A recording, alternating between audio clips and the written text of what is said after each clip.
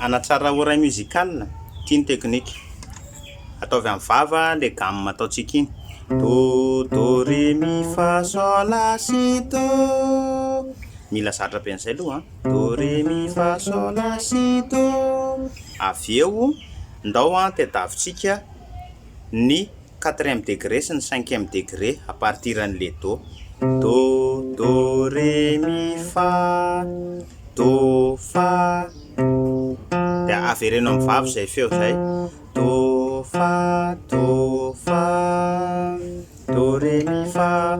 Asory amin'izay ny gitara de vava sisa do fa. Miova tonalité tsika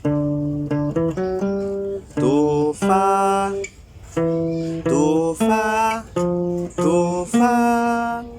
de ijeriny sol ndray tsika do ré mi fa sol do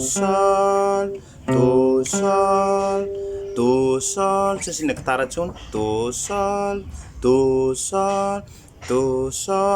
raha tia indray do atsika do ré mi fa sol do sol ré mi fa sol do sol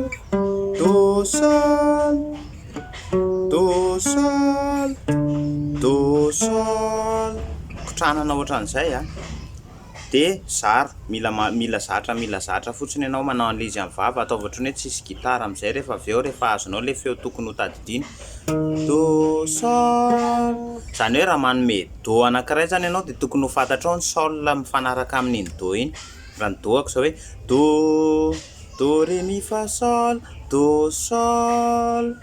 Zay abonneo ny compte YouTube antsika ity de ataovy j'aime foana ny vidéo fa misy fizarana be dia be eto mi-encourager anay ny abonné sy ny j'aime ataonao eo.